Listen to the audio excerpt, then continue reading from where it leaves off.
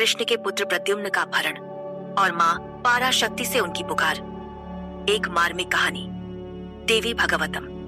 Hello दोस्तों, क्या आपने कभी सुना कि श्री कृष्ण जो त्रिलोकी के रक्षक हैं, अपने पुत्र प्रद्युम्न के अपहरण से इतने दुखी हुए कि उन्होंने माँ पराशक्ति की शरण ली? जी हाँ, देवी भागवतम पुराण चतुर्थ स्कंद अध्याय 24 में छिपी इस मार्मिक कहानी में एक दानव ने कृष्ण के नवजात पुत्र को चुरा लिया और कृष्ण ने माँ से अपने दुख को दूर करने की विनती की।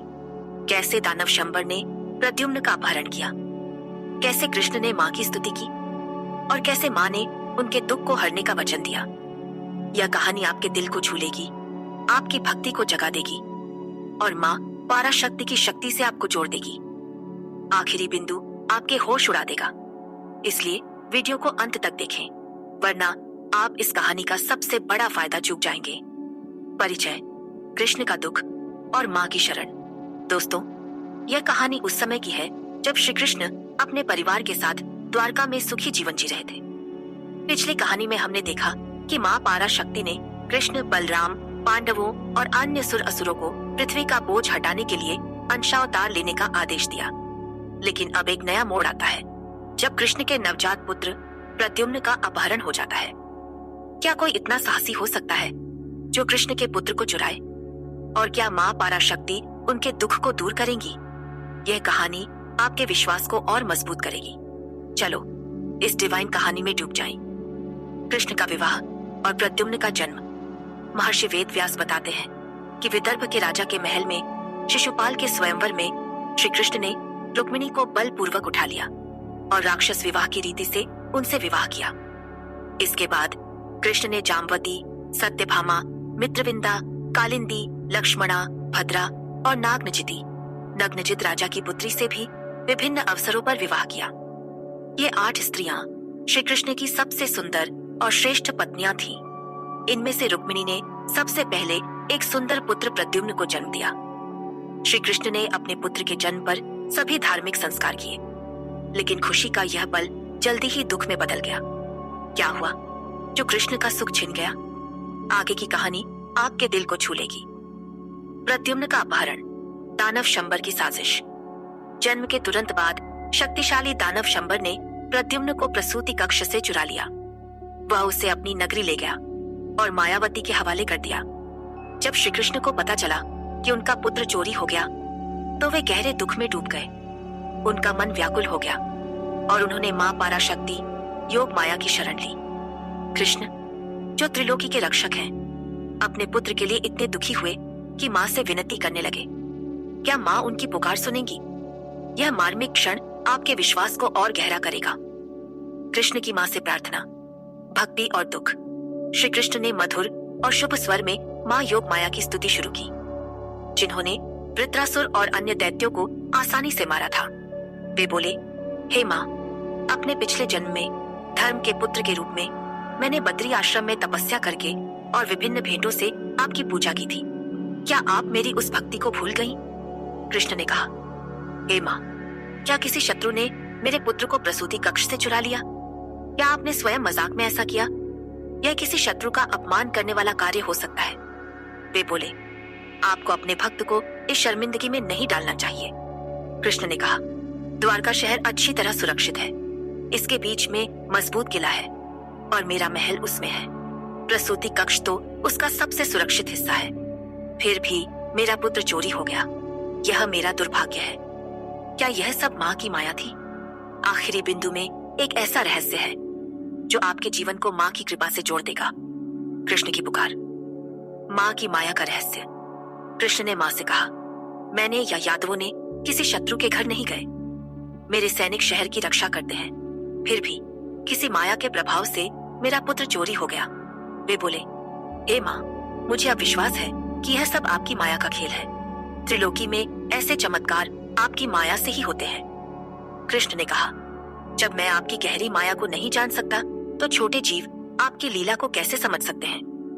मेरे पहरेदारों ने कुछ नहीं देखा कि मेरा पुत्र कहाँ गया और किसने चुराया। यह आपकी माया के पर्दे में छिपा है। उन्होंने याद किया, आपने रोहिणी के गर्भ में, जो दूर थी और किसी पुरुष से नहीं जुड़ी थी, 5वें महीने में मेरे भ्रूण को स्थानांतरित किया और बलराम का जन्म हुआ। यह सबको पता है। क्या माँ की माया ने प्रद्युम्न को भी छिपाया? इस कहानी का रहस्य आपके विश्वास को और मजबूत करेगा। कृष्ण का दुख और माँ की महिमा। कृष्ण ने माँ से कहा, आप इस विश्व को सत, रज और तम गुणों से सृष्टि, पालन और संहार करती हैं। आपकी पाप नाशक लीलाओं को कौन जान सकता है? वे बोले, यह कहने की जरूरत नहीं कि इस विश्व में जो कुछ हो रहा है वह आपकी इच्छा से हो रहा है। कृष्ण ने दुखी होकर कहा, आप पहले पुत्र के जन्म से खुशी देती हैं, फिर उसके बिछड़ने से दुख देती हैं। आप हमेशा ऐसी लीला करती हैं। मेरे पुत्र के जन्म की खुशी अब व्यर्थ हो गई। वे बोले, रुक्मिणी, मेरे पुत्र की माँ भटकी हुई भेड़ की तरह रो रही है। वह मुझसे बार बार अपने दुख बयान करती है। कृष्ण ने कहा, हे कृपामयी, आपकी असीम शक्ति और बुद्धि को देखते हुए क्या आप मेरे दुख को नहीं जानती? आप ही इस संसार के दुखों की सांत्वना देने वाली हैं। क्या माँ कृष्ण की इस पुकार को सुनेगी? इस कहानी का अगला मोड़ आपके दिल को छू लेगा। कृष्ण की भक्ति। माँ से विनती। कृष्ण ने कहा, ऋषि कहते हैं कि घर में पुत्र का जन्म सबसे बड़ा सुख है और उसकी मृत्यु सबसे बड़ा दुख। मेरा दिल अपने पुत्र के गायब होने से फट रहा है। वे बोले, मैं सभी यज्ञ करूंगा, व्रत लूंगा और महाविद्या की पूजा करूंगा। कृपया मेरे दुख को दूर करें। कृष्ण ने विनती की, हे माँ, अगर मेरा पुत्र जीवित है तो उसे मुझे एक बार दिखा दे।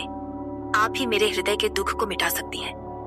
महर्षि वेदव्यास कहते हैं कि श्री कृष्ण, जो देवताओं के लिए असंभव कार्यों को आसानी से करते हैं और पृथ्वी का बोझ हटाते हैं, ने माँ पाराशक्ति की ऐसी भक्ति से स्तुति की। क्या माँ उनकी भक्ति स्वीकार करेंगी? यह क्षण आपके विश्वास को और गहरा करेगा। माँ पाराशक्ति की कृपा। कृष्ण की भक्ति देखकर माँ चंडिका उनके सामने प्रकट हुई। उन्होंने कहा, हे देवताओं के स्वामी, अब और दुखी न हो। तुम पर पहले एक श्राप था जिसके कारण दानव शंबर ने तुम्हारे पुत्र को अपनी राक्षसी माया से चुरा लिया। माँ ने आश्वासन दिया, जब तुम्हारा पुत्र 16 वर्ष का होगा तब मेरी कृपा से वह शंबर को मार डालेगा और तुम्हारे पास लौट आएगा। इसमें कोई संदेह नहीं है।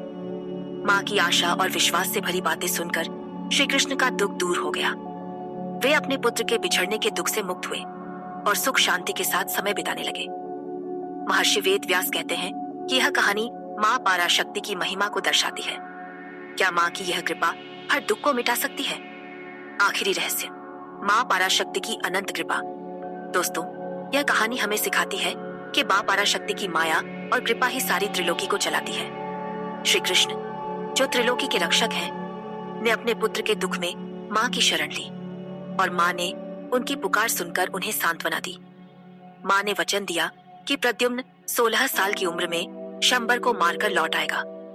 लेकिन अब आता है वह आखिरी रहस्य जो आपके होश उड़ा देगा और आपके जीवन को हमेशा के लिए बदल देगा। माँ पाराशक्ति की कृपा वह डिवाइन शक्ति है जो हर दुख को मिटा सकती है, हर भक्त की पुकार सुन सकती है और हर हृदय को शांति दे सकती है।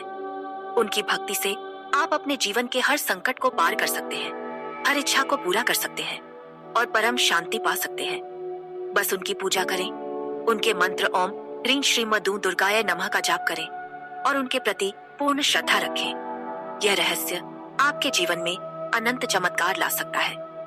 तो दोस्तों, अगर आप भी माँ पाराशक्ति की इस डिवाइन शक्ति को अपने जीवन में उतारना चाहते हैं और अपने हर दुख का समाधान पाना चाहते हैं, तो अभी सब्सक्राइब करें विक्रमादित्य यूट्यूब चैनल को और हमें व्हाट्सएप करें 7980210280 पर, जहां आपको मुफ्त ज्योतिष भविष्यवाणी और जीवन की हर समस्या का समाधान मिलेगा। यह मौका आपके जीवन को पूरी तरह बदल सकता है, क्योंकि माँ पाराशक्ति की कृपा से आपके सभी सपने सच हो सकते हैं। तो अभी एक पल रुकें, सब्सक्राइब बटन दबाएं और व्हाट्सएप पर संपर्क करें। आपके जीवन का सबसे बड़ा चमत्कार आपका इंतजार कर रहा है। जय माँ पाराशक्ति, जय माँ भगवती, नमस्ते।